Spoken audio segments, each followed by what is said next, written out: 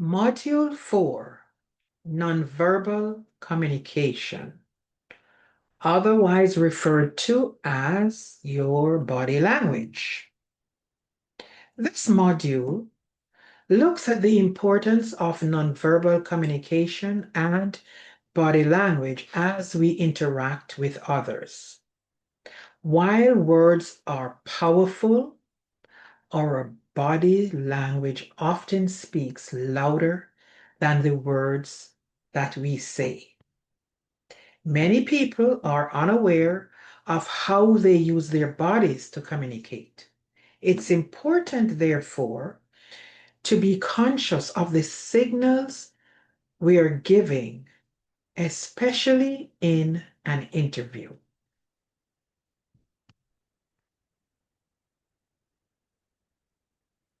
Nonverbal communication. According to the 7-38-55 rule, communication is 7% words, 38% tone of voice, and 55% body language. Nonverbal communication. According to the 7-38-55 rule, communication is 7% words, 38% tone,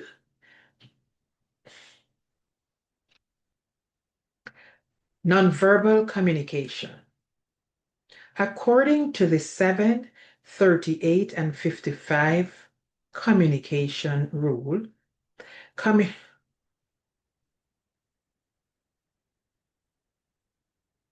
according to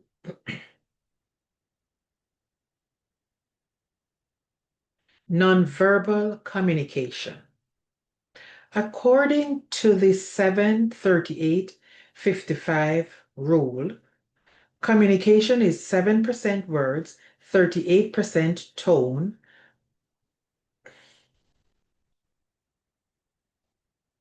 Okay, start from here. Let's begin this slide from here.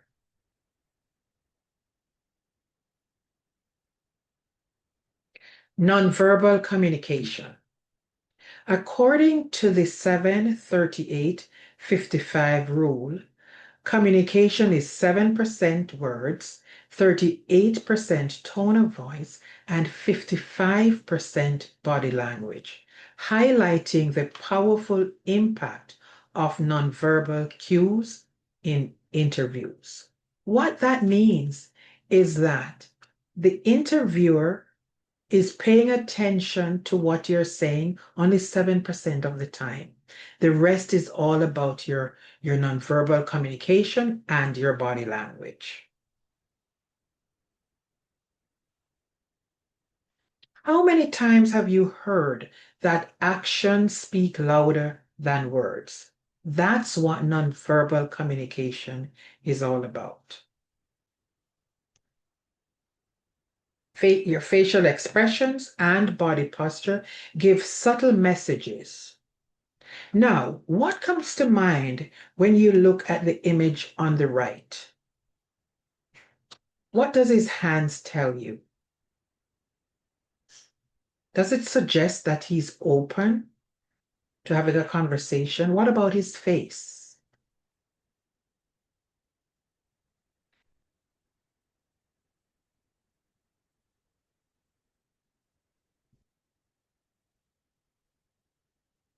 Nonverbal communication or body language?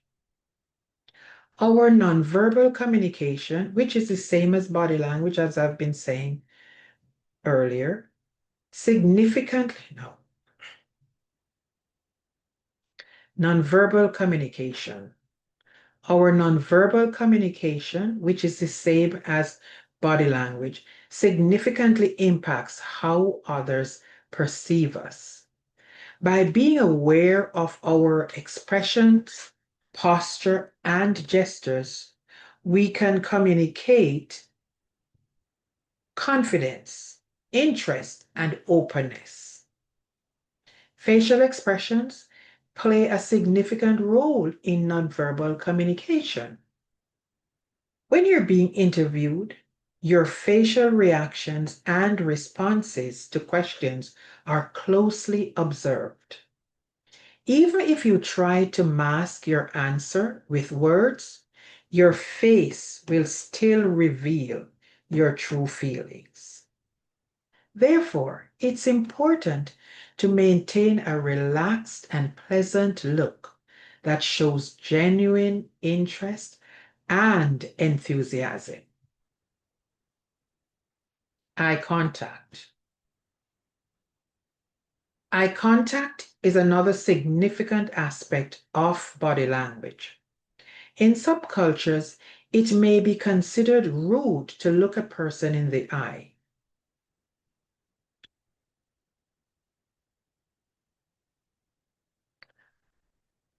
Eye contact. Eye contact is another significant aspect of body language. In some cultures, it may be considered rude to look a person in authority directly in the face. However, in business, making eye contact is seen as a sign of confidence and honesty. During an interview, make sure to establish and maintain eye contact, especially during introductions. This demonstrates your confidence and openness. Be cautious, however, not to stare for too long, as that can be uncomfortable for some people. Observe the other person's reactions and break eye contact occasionally. Tone and voice. Your tone and voice play different roles in nonverbal communication. Your tone conveys emotion and attitude, while your voice reflects clarity, pace, and energy. The handshake is an important gesture in business settings. When greeting someone, ensure that your handshake is firm, conveying confidence and respect. A limp handshake may be seen as weak or disinterested, while an overly strong handshake can be intimidating and sometimes it will hurt the other person. Aim for a balanced and confident handshake to make a positive impression. Seating. When entering a meeting or an interview, wait to be invited to sit. Once seated, it's essential to adopt an upright yet relaxed posture. Avoid slouching or perching on the edge of the chair, as it can convey nervousness or a lack of confidence. Sitting comfortably and confidently will help create a positive impression. Hand gestures. Hand gestures can be used effectively to enhance communication. While using hand gestures to emphasize your points is acceptable, ensure that they are not overly distracting. If you're not sure what to do with your hands, keep them in your lap or have them rest calmly on the table to appear composed and confident.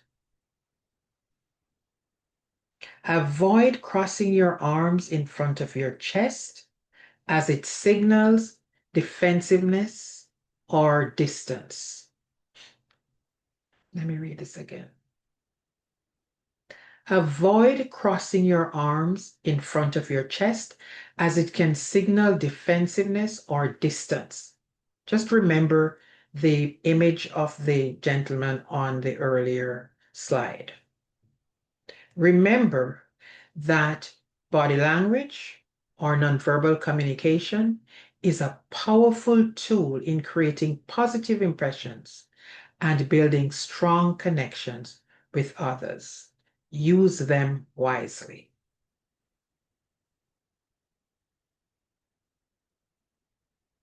Now, here's an activity that you can participate in right now.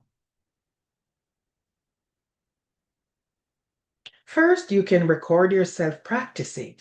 Do a mock interview on video and play it back to observe your posture, eye contact, facial expressions, and gestures.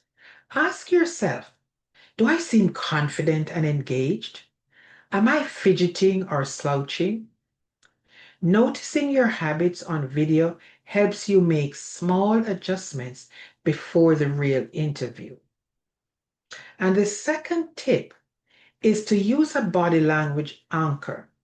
And what that means, you're to choose one physical cue to check in with throughout the interview, like keeping your feet flat on the floor or your hands resting gently in your lap or on the table. This anchor helps you stay grounded and self-aware, especially if nerves kick in and your body starts to fidget or tighten. So those are two practical tips that you can use to monitor and improve your body language during an interview.